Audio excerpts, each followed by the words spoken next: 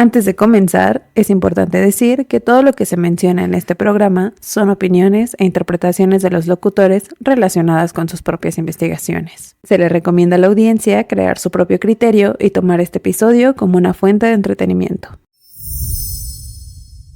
Bienvenidas, bienvenidos al Gabinete de las Bestias Ocultas en su último episodio de la temporada.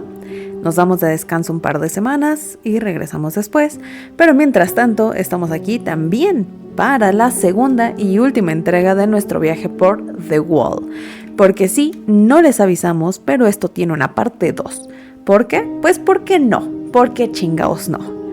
La semana pasada le dimos vuelta al muro, como buenos chismosos que somos, en donde encontramos ausencia paterna, una madre castrante y donde probablemente Freud estaría muy interesado, pero también un poquito asustado. Hoy los invito a ponerse bastante cómodos, lo más que se pueda, porque este episodio en especial, para hacer un buen cierre de temporada, decidí hacer únicamente de análisis. Sí les voy a aventar por ahí un dato cultural que se nos olvidó decirles la vez pasada, pero en su mayoría el episodio de hoy será únicamente de análisis.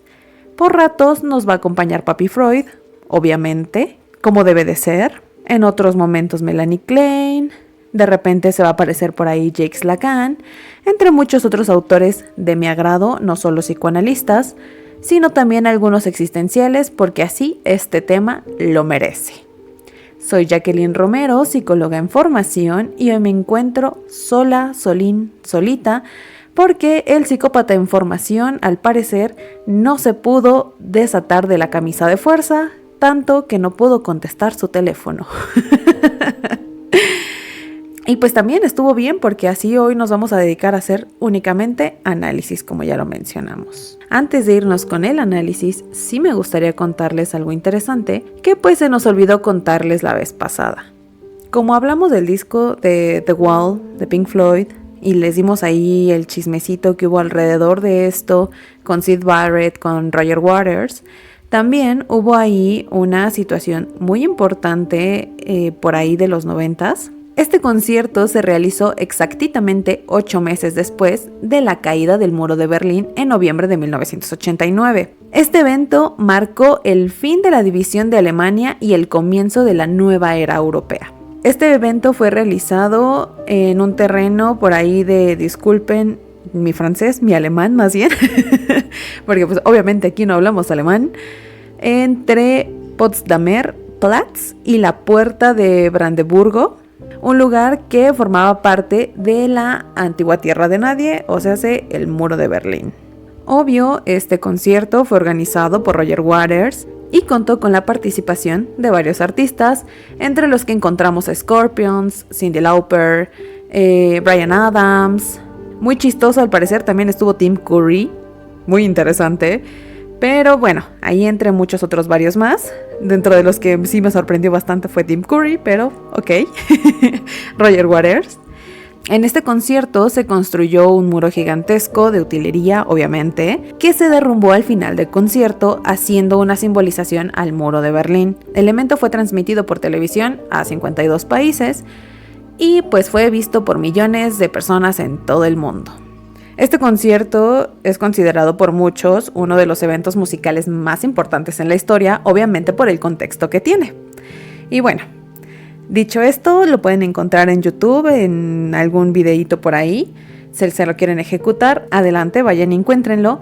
Y mientras, nos vamos a ir con la primera rola, porque como ya dijimos, esto va a ser de puro análisis y son un chingo de rolas en el disco de The Wall. En el disco, originalmente la primera canción es In the Flesh, pero en la película sale más hacia atrás. Y como vamos a hacer esto junto con el análisis del personaje, no solamente con lo que quiere decir la rola, pues nos vamos a ir conforme aparecen en la película. Así que en lugar de iniciar con In the Flesh, vamos a iniciar con The Thin Ice. Como recomendación, les sugiero que pues vayan, escuchen la rola y después vengan acá al episodio, o escuchen el análisis de la rola, pausen aquí y vayan a escuchar la rola, nada más como para tener ahí contexto de cómo suena la canción. Si les late, si no, se pueden ir de corrido y después escuchar pues el disco o viceversa. Así que empezamos con The Thin Ice. En esta canción, Pink es un chiquito, es un bebezuelo, es un infante que flota en una ilusión. El mundo parece seguro, cálido y pues casi amoroso, pero desde la teoría de la poderosa señora Melanie Klein, sabemos que ese estadio de aparente calma está atravesado por una guerra secreta, la del yo en formación frente a un entorno que oscila entre lo protector y lo amenazante. En términos kleinianos, el bebé Pink está entre la posición esquizoparanoide y la posición depresiva.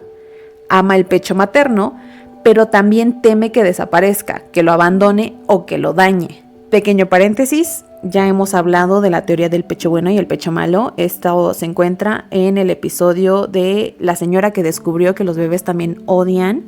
Vayan y escúchenlo si no entendieron esta partecita para no redundar en las teorías.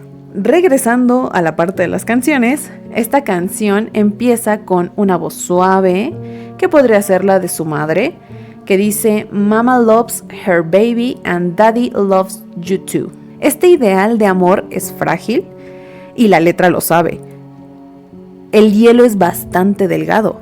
La metáfora no es accidental.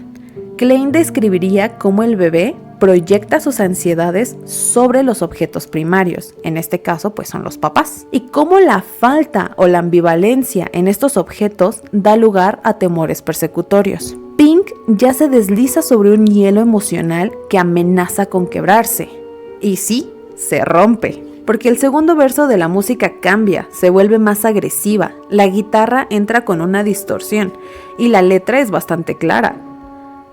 Si tienes que ir a patinar sobre el fino hielo de la vida moderna, arrastrando detrás de ti el reproche silencioso de 1.000.000 de ojos manchados de lágrimas. Eso es lo que dice.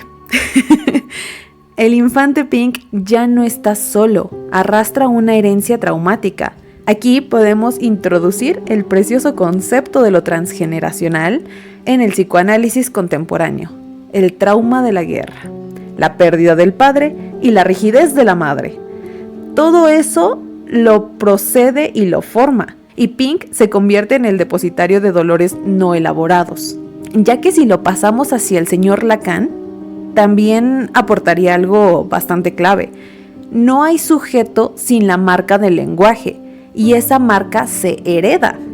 Pink está inscrito en una red de significantes antes de saber hablar. Su nombre ya carga con una historia, una ausencia y una expectativa. Su llanto no es original, sino como el eco de llanto de otros miles atrás. Y lo más brutal de todo esto es que la canción no da soluciones, solo advierte. El hielo está ahí, delgado, esperándote, y tú, como Pink, porque al parecer muchos nos vimos proyectados en Pink, vi sus comentarios, les agradezco mucho, vas a caminar sobre ese hielo inevitablemente. La angustia existencial aquí se cuela. En esa certeza de fragilidad, el mundo se presenta como un lugar bello y al mismo tiempo peligroso, donde amar implica exponerse y donde la infancia no es una garantía de protección, sino un campo minado emocional. El bebé Pink no lo sabe todavía, pero ya se está hundiendo. Pasemos a Another Brick in the Wall, parte 1, porque en esta pieza el muro comienza a tomar forma, pero no como defensa, sino como una consecuencia. Pink no está construyendo un muro activamente, al menos no todavía. Lo está absorbiendo de alguna manera, ya que desde el punto de vista del psicoanálisis clásico, lo que vemos aquí es una primera instancia del duelo no elaborado. La canción es bastante breve y suena a casi un lamento. Hay una parte que de hecho dice: "Papá ha volado a través del océano, dejando solo un recuerdo". Aquí, esta ausencia del padre no se da por abandono consciente, sino por la muerte en la guerra. Papi Freud, en su texto El duelo y la melancolía, nos habla de cómo la pérdida del objeto amado puede ser elaborada sanamente a través de un proceso de duelo. Pero si ese proceso es interrumpido o reprimido, la pérdida se convierte en melancolía, una identificación inconsciente con el objeto perdido. Entonces, como sabemos, Pink no trabaja su duelo, no llora a su padre, Entonces, pues lo convierte en un ladrillo. Ese ladrillo representa la imposibilidad de elaborar la pérdida y se convierte en una estructura interna rígida. No hay ritual, no hay palabras, no hay cierre. Lacan sugeriría que esa pérdida del padre, ese nombre del padre entre comillas, como figura simbólica, no logra ser inscrita. Por lo cual tendríamos como resultado a un sujeto sin inscripción plena en el orden simbólico, sin ley interna clara y sin un límite fundacional. Por otro lado, también esto lo podemos abordar desde una mirada existencial, porque la ausencia del padre genera una pregunta que no se formula, pero pues queda flotando ahí en el aire.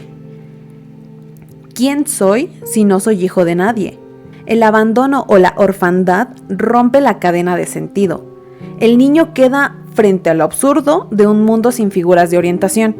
En un tono instrumental nostálgico etéreo, es como si la canción misma flotara como un recuerdo. Pink es un niño que mira al vacío con ojos húmedos y nadie le explica por qué. La madre no lo nombra, la escuela obviamente no lo sana, el Estado evidentemente no lo va a abrazar nunca. Entonces, esto se convierte en el primer ladrillo, sí, pero también es la primera piedra en el zapato del psiquismo. Y como ya dijimos, esto apenas va empezando. Pasamos a la siguiente canción, que es The Happiest Days of Our Lives. Esta canción, pues funciona como una antesala a la anterior.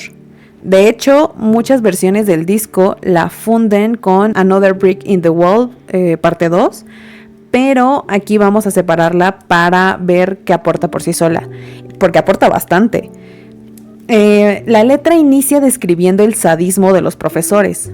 Dice: cuando crecemos y fuimos a la escuela, había ciertos maestros que lastimaban a los niños de cualquier manera que pudieran. El énfasis no está en el aprendizaje, sino en la agresión, y lo más revelador es la parte donde dice, derramando su burla sobre cualquier cosa que hiciéramos y exponiendo cada debilidad, sin embargo, cuidadosamente oculta por los niños.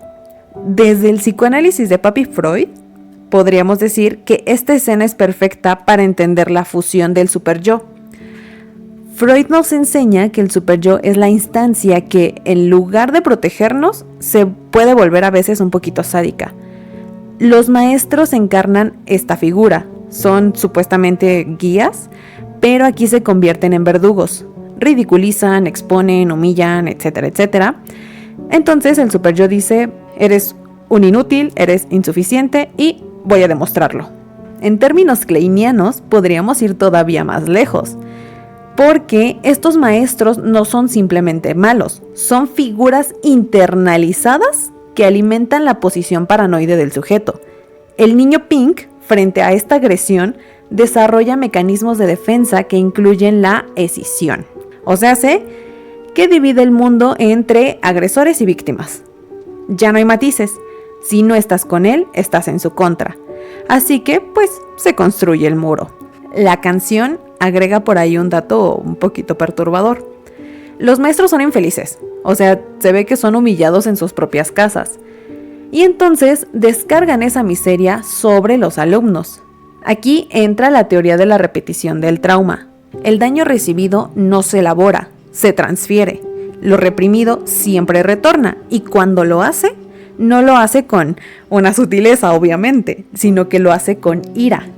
También se podría decir que los maestros se esconden detrás de su rol para no confrontar su propia angustia.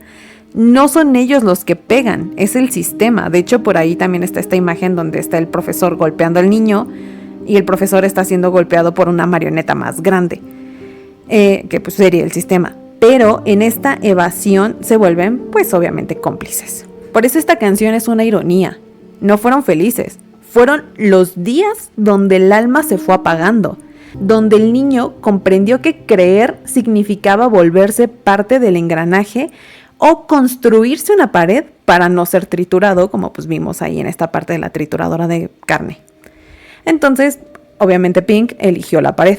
Si la parte 1 nos hablaba de la pérdida paterna como el primer ladrillo, la parte 2 eleva bastante el tono. Ya no se trata de lo que falta, sino de lo que aplasta. Pink ha crecido lo suficiente como para enfrentar otra situación, que pues aquí es la escuela.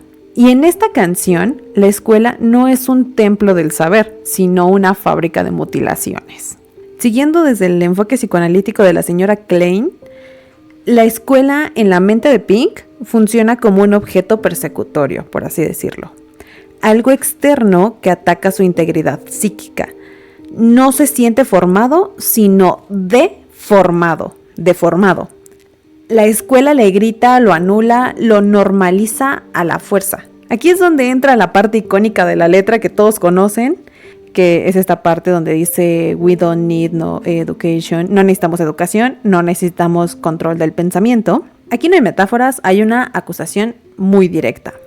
Lo interesante es que Pink no está solo, sino que canta con un coro de morritos. Todos los objetos dañados se agrupan para resistir. En términos del señor Winnicott, del cual hemos hablado creo que solo una vez, podría hablarse de la desaparición del ambiente suficientemente bueno. El entorno que debería permitir el desarrollo emocional se convierte en un ambiente hostil que niega la subjetividad. En la escena del videoclip, los estudiantes son llevados por una cinta transportadora hacia una picadora de carne. Y aquí es donde, exacto, la escuela no educa, sino que homogeniza.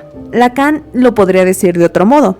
Al ingresar al orden simbólico, el sujeto debe de ceder una parte de su ser. Pero cuando esa cesión no es simbólica, sino violenta, que fue lo que sucedió, no se produce identidad, sino una alienación radical, que también fue lo que sucedió.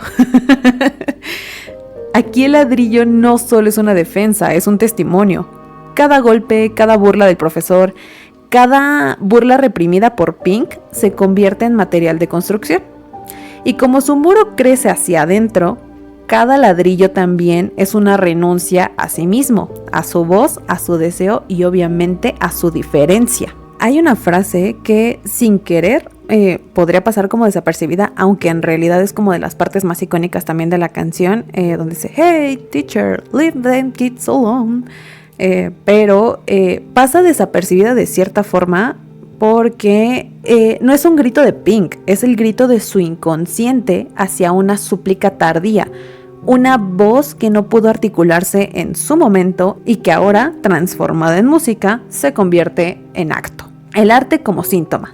Lo que no se pudo decir, se canta. Y que es una muy bella forma de protestar, la verdad. Y sí, sigue siendo solo otro ladrillo. Pero no cualquier ladrillo, sino uno que empieza a arder. Porque aquí ya vamos a lo interesante y mi parte favorita, porque vamos a la madre. A Freud le gusta esto. Y digo vamos a la madre porque pues vamos a la rola de Mother. Aquí entra la figura más compleja de todo el universo de Pink, su mami, ¿no? Ya creo que es muy redundante, ya era obvio. No se trata de una caricatura de la sobreprotección, sino de una figura totalizante que ama con una vigilancia y consuela con condiciones, porque sí, ya dijimos, tiene una madre castrante. Desde la teoría de Melanie Klein podemos leer esta relación como la cristalización de la ambivalencia madre buena, madre mala. El niño no logra integrar esas dos imágenes, entonces proyecta sobre la madre un poder casi omnisciente. La canción inicia con una voz suave, casi tierna, pero con una pregunta que lo dice todo. Madre, ¿crees que soltarán una bomba? Esta pregunta no está dirigida a resolver una inquietud, sino a validar una ansiedad interna.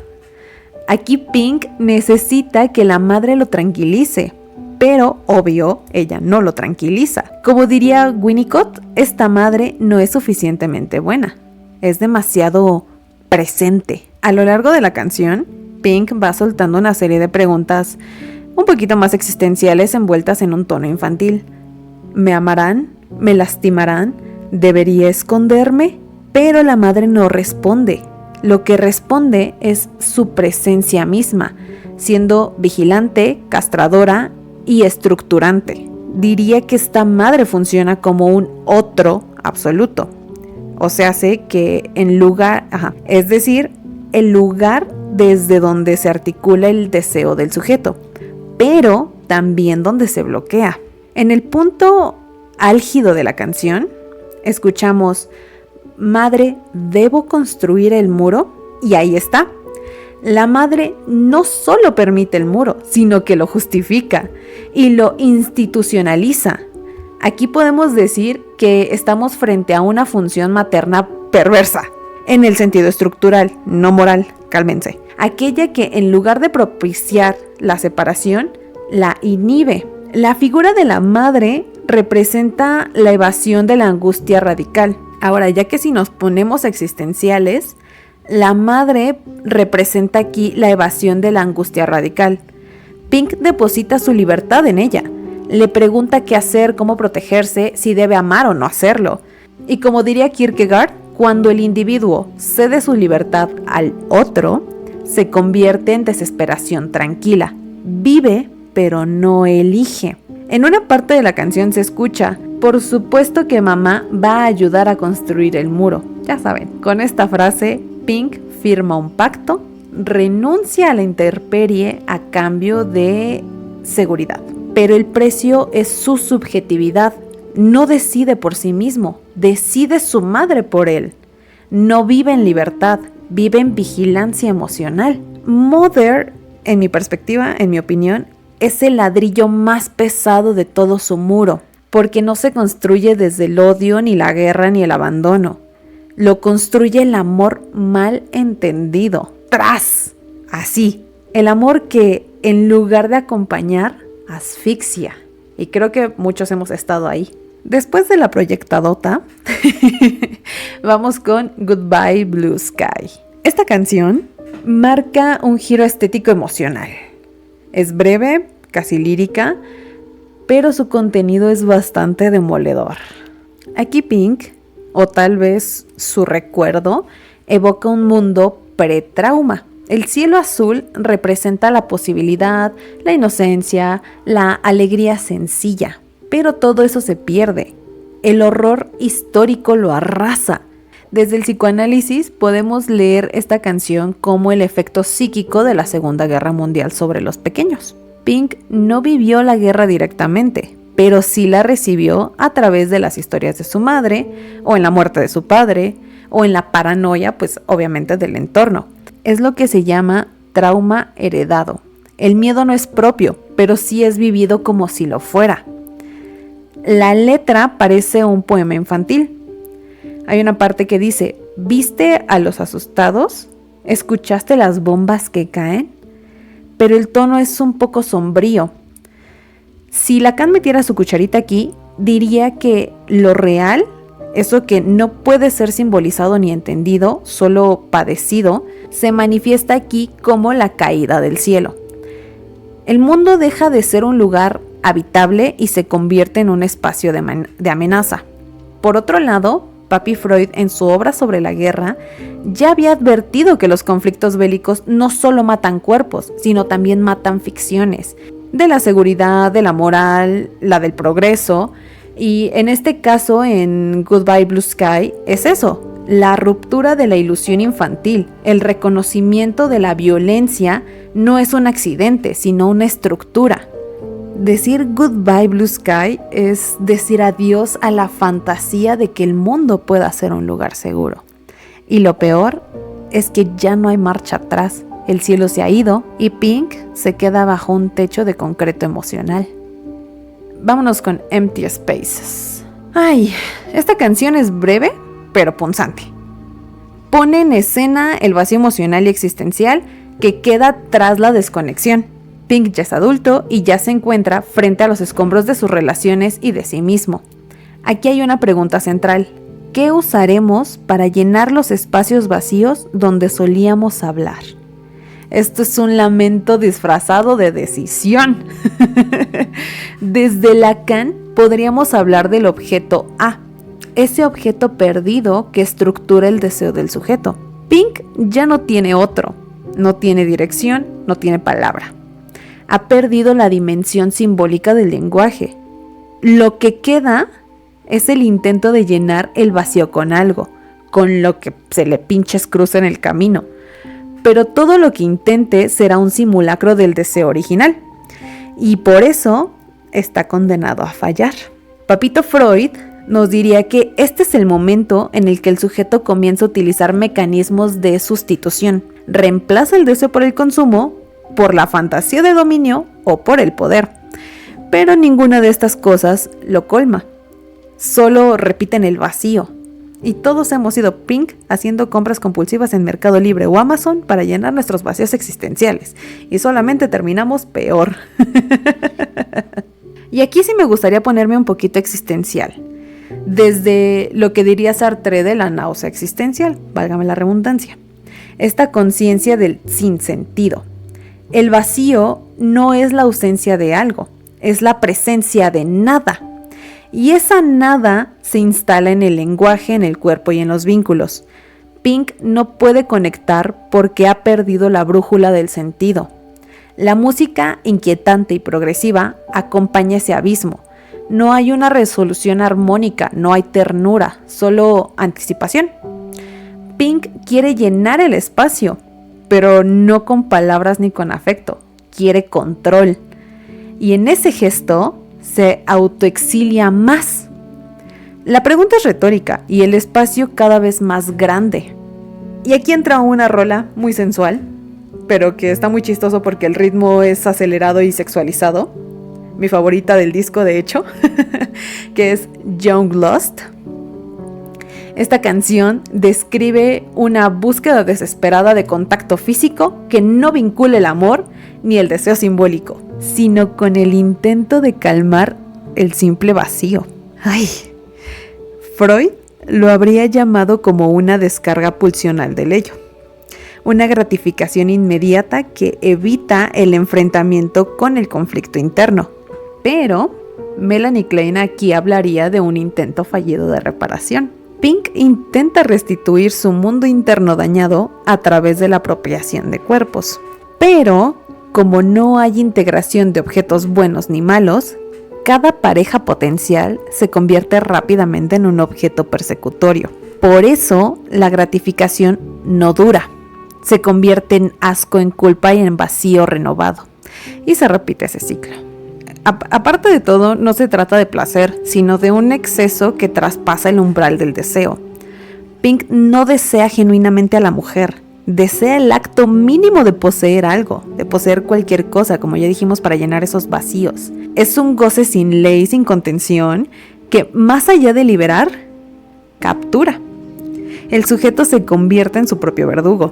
Además, también finge ser un hombre libre que elige encuentros sexuales casuales, pero en realidad está huyendo de sí mismo. Su libertad no es auténtica, sino una máscara para evitar confrontar su angustia. Se cosifica a sí mismo al cosificar al otro. Pero aquí viene lo hermoso. Me encantan los finales felices. La canción culmina con un giro. Hay una llamada telefónica en la que él descubre que su pareja también le ha sido infiel.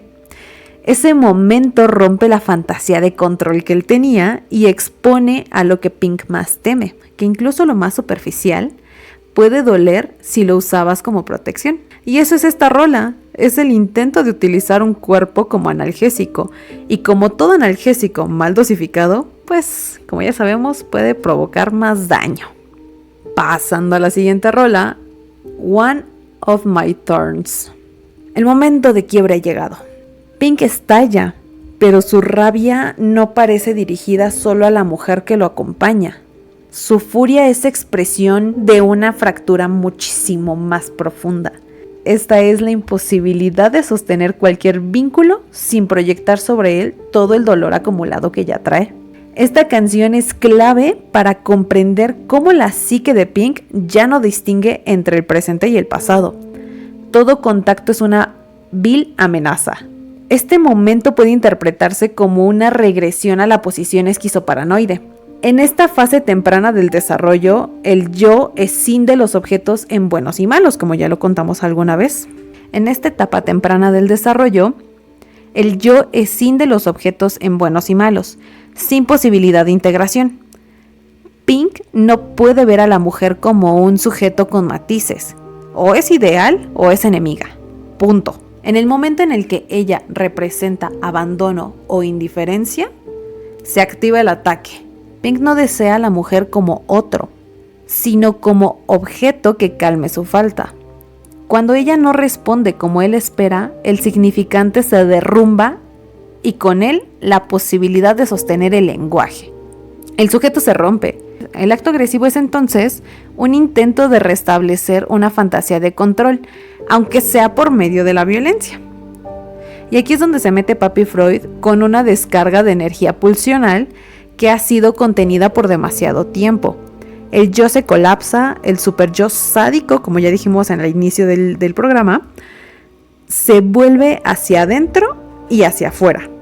Pink grita, lanza objetos, destruye, pero no libera nada, solo reafirma su imposibilidad de amar.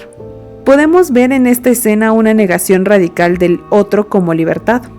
Y Pink no puede soportar que la mujer sea una conciencia separada de la suya, que no actúe según sus expectativas, que tenga su mundo propio. Entonces, lo que hace es anularla simbólicamente. El estallido no solo es dolor, es desesperación por no poder poseer al otro sin que éste lo rechace. La canción alterna entre un tono apático y un tono explosivo, donde Pink pasa del letargo al caos. No hay diálogo, solo mucha actuación. No hay escucha, solo ruido. Y aquí es donde todo se vuelve bastante emocional, porque lanza el televisor, rompe el espejo, no para ser visto, sino para no verse más. Y pasa suavemente a la canción de Don't Leave Me Now, donde tras la furia llega la súplica. Pero no una súplica amorosa, sino dependiente. Pink clama Don't Leave Me Now, pero lo hace con una ambivalencia que hiela. Pide que no lo abandonen justo después de haber sido brutal. Esta es la paradoja del agresor que le teme a la soledad. Podemos entender el comportamiento como una expresión de la neurosis obsesiva. Se desea lo que se teme. Se destruye lo que se ama. La relación con el objeto amoroso está marcada por el conflicto entre pulsiones de vida y pulsiones de muerte. Pink no sabe cómo relacionarse sin destruir, pero tampoco soporta quedarse solito con su vacío. No hagan lo que Pink, amigos, no hagan esas cosas, por favor, esas cosas son del diablo. Además de que dentro de todo esto hay una posición depresiva no resuelta. El sujeto reconoce que ha dañado al objeto amado y eso lo sumerge en culpa. Pero en lugar de reparar su cagadero, exige que el otro se quede. No hay un acto reparador real, solo un chantaje emocional. Y dentro de ese chantaje hay una partecita que dice: cariño, necesito que pongas la trituradora delante de mis amigos. No solo quiere que ella se quede, sino que quiere exhibir su dolor. Esta súplica es puro goce. No hay un deseo auténtico, solo una repetición del trauma. Pink quiere que el otro, o sea, su expareja o pareja, permanezca, pero no para amarla, sino para confirmar que puede poseerla incluso tras la humillación. Este es un intento de anular la castración simbólica para negar que el otro desea por sí mismo. Pink no puede sostener su libertad ni la del otro. El abandono lo confronta con su falta esencial. Entonces se aferra, pero no por amor, sino por miedo a desaparecer. Vatos tenían que ser. La música es lenta, arrastrada y casi fúnebre. De hecho, eriza un poquito la piel. Como si Pink no supiera que esta relación ya está condenada, insiste. Porque el vínculo, por más tóxico que sea, y yo sé, hemos estado ahí, aún parece más soportable que el silencio total del abandono. Definitivamente esta canción no es de amor, es de dependencia. Es un terror disfrazado de súplica, de un sujeto que no puede vivir con el otro, pero mucho menos sin él. Ahora sí que no quieres que esté contigo, pero tampoco quieres que esté con alguien más. ¿Qué tan miserable tengo que ser para que seas feliz? Bueno, ahora sí, pasando a la canción que le gusta mucho a Sergei, como lo mencionó en el episodio anterior, porque aquí es donde ya el señor termina de construir su muro, porque entra en una especie de ambiente, bueno, eso no lo dijo él, pero aquí ya Pink entra en una especie de ambiente medio zombie, medio raro. Vamos a Another Brick in the Wall, parte 3. Aquí el discurso se radicaliza. Pink ya no es un niño definitivamente, es un sujeto al borde de la ruptura o peor aún, alguien que ya se rindió ante la fragmentación interna. La tercera parte del himno de los ladrillos ya no contiene súplica ni queja, es un cierre emocional, es el momento en el que el sujeto decide contar con el otro de forma definitiva. Aquí estamos ante el rechazo absoluto del lazo simbólico. Cuando Pink grita, no necesito brazos a mi alrededor y no necesito drogas para calmarme, lo que está diciendo no es que esté curado o pleno, absolutamente no. Está diciendo, no quiero ser tocado, ni calmado, ni comprendido. No quiero ser simbolizado. Renuncio al lenguaje del otro. Y esto es lo que Lacan llamaría forclusión, el rechazo del significante mismo. Podríamos decir también que este es un acto de libertad radical, pero también de aislamiento radical, porque Pink ya no quiere vínculos. Sartre afirmaba que la libertad absoluta puede ser un peso insoportable si no se acompaña de responsabilidad. Ya lo hemos dicho en anteriores veces, como diría el tío de Spider-Man, un gran poder lleva a una gran responsabilidad. Y entonces Pink elige su libertad a través de la negación, y esa libertad se convierte en una especie de cárcel. La canción es violenta, es repetitiva y cortante. Cada verso es una barricada. El muro ya no es un proyecto inconsistente, ya es un manifiesto. Pink no necesita amor, ni educación, ni contacto físico, ni ideología. No necesita ya nada. Y esto es aterrador porque pues ya nos lleva a la desubjetivación total. Aquí también cabe la pulsión de muerte. La desconexión del mundo no es una liberación, es una regresión hacia un estado inorgánico. Papito Freud hablaba de la tensión entre el eros, que como ya sabemos es la vida, el vínculo, la creación, lo bonito, lo apapachoso, y el tánatos, la destrucción, el cierre, el retorno al cero, cosas malas, desgracias, dirijillas.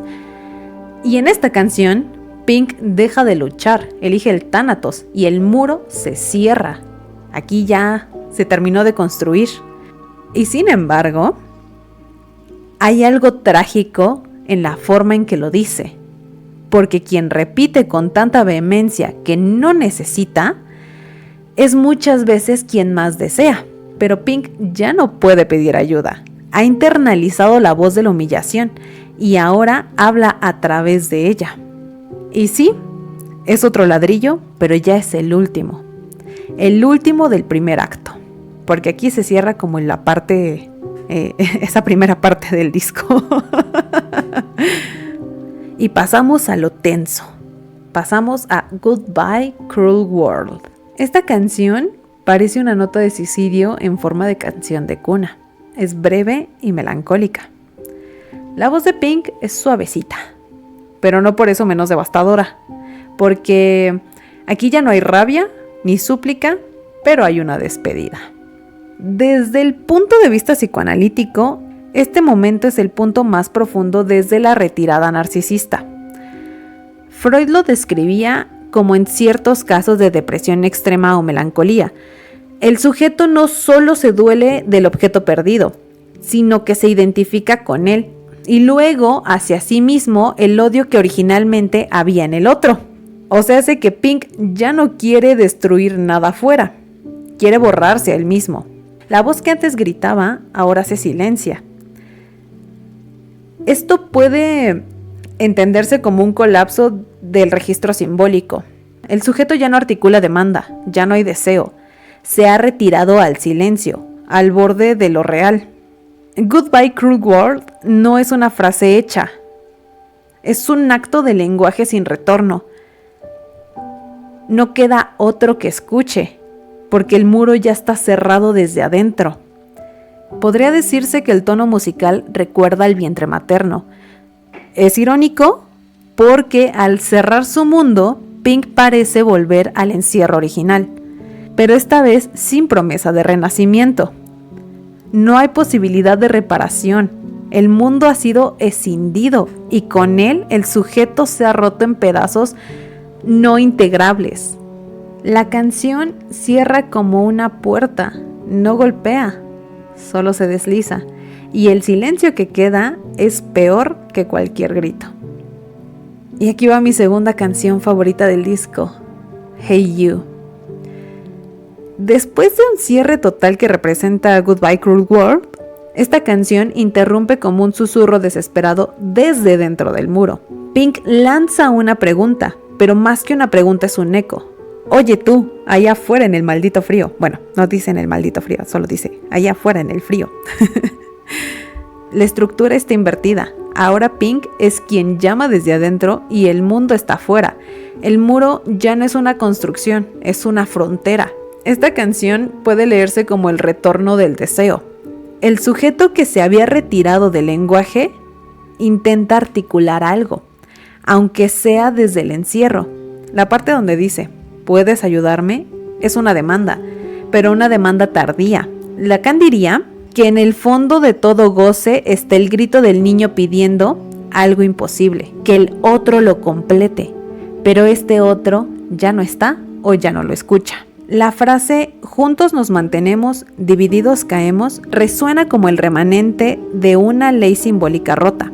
Pink empieza a recordar que alguna vez existió un nosotros, que la subjetividad, como decía Sartre, solo se forma en relación con el otro. Pero el problema es que ahora ese lazo está cortado, él mismo lo cortó, y la angustia ya no es explosiva, sino corrosiva. Y aquí también hay una tentativa del retorno del yo. Después del retiro melancólico hay una pequeña chispa de pulsión de vida que intenta reconstruir algo, pero ya es bastante tarde. El superyo está fortalecido y el yo ya no tiene herramientas para resistirlo. Por eso, esta canción se alterna entre momentos de esperanza y de colapso. Entonces tenemos como resultado una súplica sin respuesta y un deseo que choca contra una pared. Y el eco que vuelve no es compañía, sino como una confirmación de que está solo. Y esa confirmación de que está solo pasa al nombre de la siguiente canción. Is there anybody out there? Esta canción es casi la continuación instrumental del grito anterior, como ya dijimos. Si Hey You era un llamado, esta es la confirmación del silencio. La pregunta que da título a la canción se repite como un mantra sin respuesta. ¿Hay alguien allá afuera? La voz es tenue, espectral, casi no humana, porque Pink ya no grita, hace la pregunta en voz baja, como quien habla por hablar. Podríamos decir que esta canción representa la disolución del sujeto, la desaparición del sujeto detrás de su enunciado. Aquí no hay sujeto que habla, hay una voz automatizada, desubjetivada. La pregunta ya no es genuina, es el residuo de un deseo que ya no se sostiene. Esto también es visto como una forma de compulsión de repetición. El intento de volver sobre una escena traumática esperando que cambie, aunque sepa que no lo hará. Pink pregunta, pero no espera respuesta. Es el gesto lo que importa, no el contenido. Papito Freud lo habría visto como una forma de compulsión a la repetición. El intento de volver sobre una escena traumática esperando que cambie, aunque sepa que esto no va a cambiar. Pink pregunta, pero pues ya no espera ninguna respuesta. El gesto es lo que le importa, pero no el contenido. Y poniéndonos existencialistas, esta canción se dialoga de las situaciones límite, esos momentos donde el ser humano se enfrenta a lo irremediable. La pregunta ¿hay alguien allá afuera? Es en realidad una pregunta sobre el sentido. Y la única respuesta, pues, es el silencio. Silencio que, pues, duele, silencio que pesa, silencio que confirma que el muro no solo divide, aísla hasta desdibujar la voz. Haciendo continuación a esta preciosa canción, pues le sigue Nobody Home. Esta canción nos coloca en el corazón del aislamiento. Pink ya no está gritando, ya no pregunta, ya no ataca. Está haciendo una especie como de inventario, enumerando los objetos que lo rodean en su suite de hotel, como si se describiera una vitrina. Un teléfono roto, un cepillo de dientes, un piano desafinado, etcétera, etcétera. Pero lo más importante aquí es la frase que le da título a la canción, que dice: no tengo a dónde volar, no tengo a dónde ir. Oh nena, cuando tomo el teléfono, todavía no hay nadie en casa. Esto es una representación del colapso del narcisismo primario. El yo está desinflado, ya no se sostiene ni en los objetos internos ni en los externos. Hay una pérdida de la investidura libidinal. Pink ya no ama nada, no desea nada, solo constata su propia soledad. El teléfono es el objeto transicional perfecto para representar el deseo de contacto, frustrado una y otra vez. Pink no puede significar su angustia porque no hay otro que le devuelva una respuesta. El sujeto solo se constituye en medida en que su palabra es escuchada y respondida. Aquí la cadena significante está rota. Pink habla al vacío, a la nada. Y desde un punto de vista muy sartreriano, esta canción es la náusea existencial pura. El sujeto toma conciencia de la inutilidad de sus objetos, de su rutina y de su encierro. No hay propósito, no hay salida, solo hay estar y punto. Y ese estar sin sentido se convierte en angustia pura. Sartre diría aquí que Pink está frente al absurdo de su existencia sin la posibilidad de evasión. Lo más cruel de la canción es como esta especie de ternura que tiene.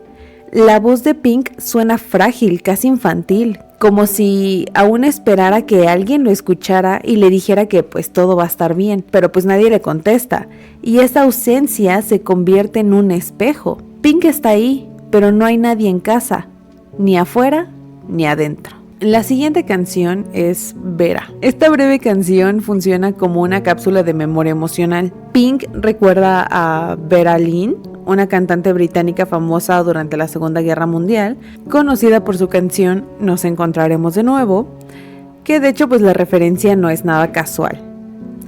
Vera representaba la esperanza de que los soldados regresarían, de que el amor sobreviviría y de que la guerra terminaría, pero Pink sabe que esa promesa no se cumplió para él. Vera es una figura mutificada del duelo colectivo. Es el símbolo de esperanza que nunca llegó. Pink, como hijo de un soldado muerto en combate, se quedó esperando el reencuentro que nunca ocurrió.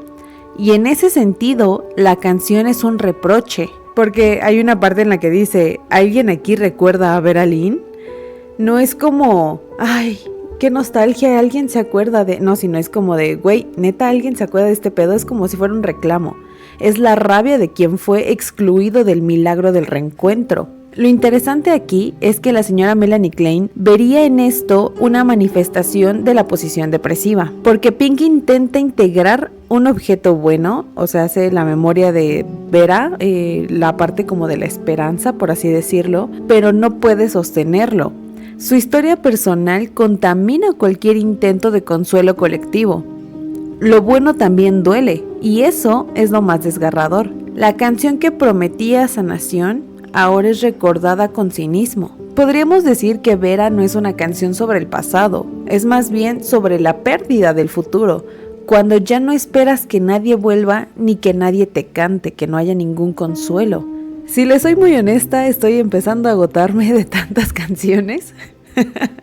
Creo que más bien de este sí debemos haber hecho parte 1 y parte 2, pero ya hacer una parte 3 de todo esto es como too much. Así que continuemos con la siguiente canción, que es Bring the Boys Back Home.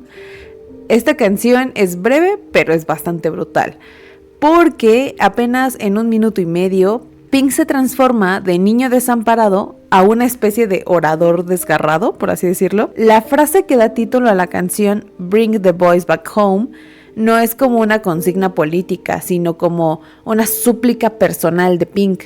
Es la voz del hijo que no vio regresar a su padre. Es la herida que aún sigue sangrando de este sujeto. Podemos ver aquí una expresión de duelo congelado. Papi Freud planteó que cuando el proceso de duelo no se completa, el sujeto queda anclado a la pérdida. Pink no solo perdió a su padre, perdió la posibilidad de una infancia simbólicamente completa. Y lo que pide no es un cambio político, pide la restitución de lo imposible. Quiere que la historia se corrija, que el hueco se llene, que lo imposible pueda ocurrir. De hecho, este deseo imposible encarna la fantasía de reparación omnipotente. El niño que no pudo proteger a sus objetos amados desea que todo vuelva a estar bien, aunque sea a través del grito, del delirio o del arte. El super yo aquí no castiga, exige restitución, y como no la hay, se intensifica con la culpa. Otra de mis favoritas del disco es Comfortably Numb. Esta canción es el corazón anestesiado del álbum y que, pinche rola, se siente muchísimo. Es el momento en el que Pink deja de resistirse y se entrega por completo a la desconexión, o sea, ya se deschaveta bien cañón. El título lo dice todo, cómodamente entumecido, no está en paz, está dormido. Y ese sueño no es de descanso, es defensa psíquica. Este estado se puede ver como una defensa maníaca frente a la depresión. Pink no ha superado nada, evidentemente, ha reprimido todo. La anestesia emocional es una defensa contra el dolor insoportable. El aparato psíquico, al no poder metabolizar el trauma, lo encapsula. Pero el costo pues obviamente sigue siendo alto por la pérdida de la vitalidad, del deseo y del contacto con la realidad. Y aquí hay algo un poco más inquietante, porque ya no hay deseo, solo goce. Y el goce, cuando está separado del deseo, es destructivo, mis queridos amigos, porque Pink está más allá del placer. Su cuerpo se activa, pero él no está ahí. El médico que lo inyecta, solo un pequeño pinchazo, es una metáfora de una sociedad que medica, adormece, normaliza el síntoma sin tratar la causa y el sujeto pues obvio desaparece. Solo queda como la máquina, ahí existiendo el cuerpo nada más, ya no hay ningún pensamiento. El diálogo entre los versos suaves y el estallido del estribillo crea una dualidad clínica. La mente está anestesiada, pero el cuerpo sigue reaccionando. El sujeto está dividido, una conciencia que se observa desde lejos, pero sin poder intervenir. De hecho, Pink lo dice, solo un pequeño pinchazo, no habrá más y se pone a gritar. Aquí la represión funciona, pero también borra todo rastro de humanidad.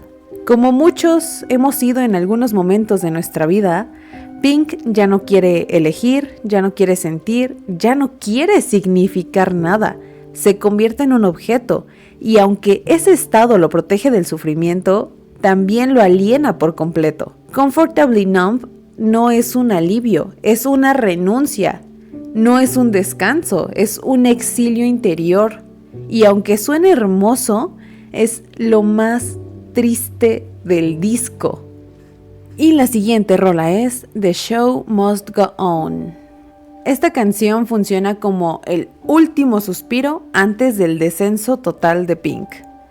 Ya está completamente aislado en su muro, se pregunta si aún puede seguir actuando. La canción dice, tengo que levantarme, ojos salvajes en el centro de atención, qué pesadilla. Aquí ya hay totalmente un agotamiento fatal.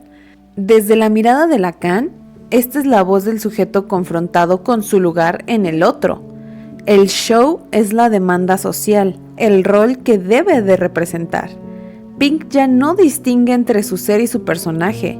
Lo que antes era una defensa, ahora es su cárcel. Su identidad ha sido absorbida por la máscara. El espectáculo continúa, pero el sujeto, como ya dijimos, ya no está. Pink ya actúa por inercia, negando su libertad. La frase "The show must go on" es una condena disfrazada de consigna. Porque Pink ya no elige, solo deja llevar, vive en mala fe, como aquel que actúa sin preguntarse por qué. Y sin embargo, algo tilda en el fondo, una conciencia que aún se hace preguntas. El espectáculo sigue, sí, pero Pink ya no lo disfruta, ahora pues lo padece. Bueno, y ahora sí, hablando de esta parte donde ya no se reconoce, donde ya no está él, y solamente es esta onda de que el show continúe, In the Flesh. In the Flesh es, como dijimos, esta canción inicia el disco de The Wall, pero aparece como en esta partecita de la película en esta parte ya como media final. Lo que representa esta canción es que el círculo se cierra. Pink aparece de nuevo en el escenario, pero ya no como estrella, sino como todo un dictador. La fantasía de control ha alcanzado su forma más oscura. El muro no solo lo separó del mundo, lo convirtió en un juez, en un carcelero, en una figura totalitaria. Podríamos decir que el sujeto ha sido absorbido por el goce del otro. Ya no hay deseo, solo el ejercicio de poder. Pink proyecta su odio hacia afuera, contra los diferentes, los impuros, los que no se ajustan al orden, entre comillas. Es el retorno de lo reprimido, pero con una especie de uniforme, por así decirlo. Aquí la pulsión de muerte es canalizada hacia la destrucción de lo otro. Ya no hay una mediación simbólica, solo actos. Pink ha suprimido toda diferencia, todo lazo humano. El super yo se convirtió acá en una ley extrema que grita órdenes, pero ese super yo es el mismo. También en esta canción se puede representar la banalización del mal. El sujeto ejecuta atrocidades, no porque sea malvado en esencia, sino porque ha renunciado a pensar. Este güey ya no duda, solo actúa. Ahora sí que no preguntó. Y en esta automatización pierde su alma, se despersonaliza, ya no existe, solamente es un ser ahí automatizado. El público lo corea, las luces brillan, pero todo lo que estamos viendo no es un concierto, es un juicio totalitario, podría decirse una especie de pesadilla autoritaria, salida de la psique de alguien que ya no puede amar ni ser amado. ¿Verdad? Y Pink no está en el escenario, está atrapado en su delirio. Lo que nos da paso a Run Like Hell, que representa la pulsión de la violencia desenfrenada, caótica. Pink, o más bien su alter ego dictador, incita a correr, a perseguir, a castigar. De hecho, esa escena es como todo un desmadre. Ya no hay introspección, solo descarga, es ahí el ello corriendo deliberadamente en todos. La energía es militar, implacable y paranoica. Esto se explicaría como el dominio absoluto de la pulsión de muerte, no solo como el deseo de autodestrucción, sino el arrastre colectivo, porque aquí ya jaló masas. Pink ya no busca evitar el dolor, ahora lo reparte con todo el mundo. El principio de realidad ha sido sustituido por el principio de agresión. Ya no hay culpa, solo orden y obediencia. El sujeto ha renunciado al deseo y con ello a toda mediación simbólica. Lo que queda es un goce en un estado bruto, destructivo y hasta fascista. Pink se ha transformado en un significante vacío, un hombre sin sujeto sostenido solo por la repetición del odio. El mal muchas veces es el olvido del otro como sujeto. Pink ya no ve personas, ve amenazas, y por eso hay una parte donde grita: será mejor que corras todo el día y que corras toda la noche. No busca comprensión, busca la erradicación. Run Like Hell podría decirse que es como ya el muro, pero en llamas, incendiándose, quemándose, y él está en el centro, disfrazado de líder, gritando desde el fondo de su ruina. Y después de toda esta ruina, vámonos al clímax con Waiting for the Worms, que aquí el delirio es así el mero clímax, como dijimos, porque Pink habla como un líder mesiánico. O sea, ya está en su delirium bien cabrón, recitando órdenes y visiones apocalípticas. El tono es hipnótico, teatral, distorsionado, pero la palabra clave es worms, gusanos, símbolo de descomposición, de muerte, de podredumbre mental también. Y pues no está de más que aquí Papi Freud sugeriría que estamos ante una alucinación psicótica. ¿Por qué no? Pink ha roto con el principio de la realidad, ya no distingue entre dentro y fuera. Su mundo interno proyecta visiones totalitarias, que él cree que son verdaderas. Y lo más terrorífico de todo es que su mente todavía hasta le aplaude. Pero también esta escena podría simbolizar la rebelión pervertida. La revuelta ya no busca justicia, sino un exterminio. Cuando el absurdo no se tolera, el sujeto puede elegir entre el delirio como su única salida. pero ese delirio arrastra a todos consigo. Entonces, pues los gusanos esperan y Pink los guía. Y stop, que esa es la siguiente canción. Y de pronto, todo se detiene. 1 minuto y medio de lucidez absoluta. Pink está encerrado en su camerino o en su inconsciente, podríamos decirlo así. Murmura, alto, quiero irme a casa, quitarme este uniforme y vete del espectáculo. Ya, lárguense todos de aquí, básicamente. Esto es la emergencia del yo al colapso del ello y el superyo. Una súplica para volver a un estado anterior, infantil maybe, tal vez, donde las decisiones no eran propias y el dolor aún no estaba estructurado. Pink quiere volver, pero pues obviamente ya no hay dónde, ya no se puede, ya güey, ya estás grande. Pero si Kierkegaard le entrara a este cotorreo, este es el momento de angustia redentora, cuando el individuo se da cuenta de que su vida, con todo y su sufrimiento, aún puede ser asumida como su elección. El deseo de detenerse es el primer paso hacia la autenticidad. Podría decirse que aún hay una posibilidad de cambio. Stop, él dice alto, porque seguir sería morir. Y porque nosotros tenemos que seguir, ahora sí, mi canción más top de todo el disco, aunque ya dije ya que varias son mis favoritas, pero es que este disco es buenísimo. Pero desde el episodio anterior yo les dije que The Trial es mi canción favorita, porque aquí es como es el gran final de todo el desmadre que hubo. Y aparte el video es buenísimo, la animación es increíble. Esta es la gran escena final. Pink en su mente se somete al juicio. No un juicio legal, sino en una especie como de juicio simbólico, edípico, existencial. El juez es una criatura obscena, bastante terrorífica, la neta. Testifican su madre, el maestro y su esposa. Y al final, él mismo se condena a, pues, derrumbar. Bueno, creo que realmente es el juez el que le dice, ya, güey, hay que derrumbar el muro. Ya, derrumben este desmadre. Freud se daría un deleite con esta escena porque es como el retorno del complejo de Edipo en forma de opereta psicoanalítica. Está muy cagado. El superyo ha sido activado por el yo y ahora ejecuta el castigo, pero no por venganza, sino como una forma de restauración. Ahora Pink, al mirarse desde afuera, puede por fin romper la cadena del goce. El juez, al ordenar la demolición del muro, hace que Pink renuncie a esta posición de víctima y se hace un sujeto. No hay redención, pero hay caída del encierro. Además de que este sería el acto supremo de libertad.